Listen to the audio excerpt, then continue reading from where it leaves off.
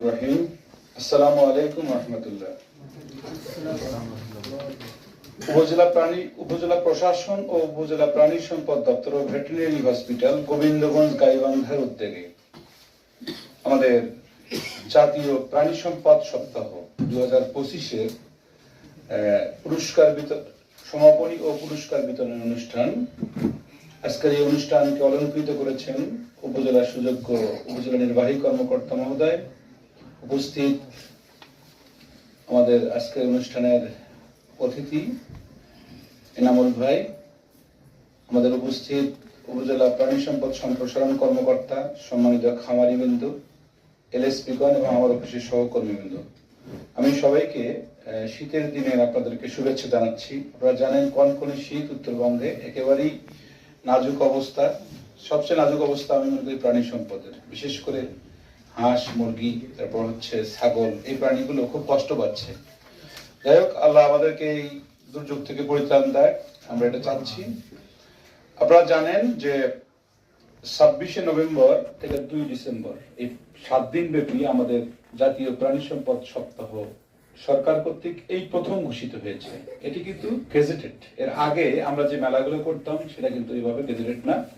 এর ধারাবাহিকতার আলোকে প্রত্যেকটি বছরে ইনশাআল্লাহ এই সপ্তাহটা পালিত হবে। আমাদের প্রথম পালন হওয়ার কারণে আমরা হঠাৎ করে এটা দ্রুত গেজেটটা আমাদের কাছে আসছে এবং আমাদের তেমন প্রস্তুতি ছিল না। কিন্তু আমরা অনেক ভয় করছিলাম যে এটা কিভাবে, এটাকে আমরা একটা ছোট ডিপার্টমেন্ট কিভাবে বাস্তবায়ন করবে, এটা উৎকণ্ঠা ছিল। কিন্তু আমাকে সবচেয়ে বেশি আশ্বস্ত করেছেন আমাদের পাশি বর্ষা উপজেলার সুযোগ্য নির্বাহী কর্মকর্তা মহোদয়। উনি সবসময়, আমি যে কোনো কর্মমুখী বা একটা পজিটিভ যদি অনুষ্ঠান থাকে তার সময়, অ্যাটেনশন আমাদের মতো ছোট ডিপার্টমেন্ট আমরা পাই। এজন্য আমরা তার প্রতি আমরা কৃতজ্ঞতা এবং ধন্যবাদ জ্ঞাপন করছি। এছাড়াও আরো যারা সহকর্মী আছেন তারা নিরস প্রচেষ্টা করেছেন, প্রত্যেকটা খামারিকে ইনফর্ম করেছেন, ডেকোরেশন থেকে শুরু করে প্রত্যেকটি কাজে এখানে হেল্প হয়েছে। প্রথম আমাদের দিনে শুরু হয়েছিল এটা র্যালি দিয়ে। র্যালিটা চমৎকার, উপস্থিতি ভালো ছিল, আমরা প্রাণবন্ত হয়েছি। উদ্বোধনী অনুষ্ঠান হয়েছে, সেখানে আমাদের অতিথি মহোদয় সবাই ছিলেন।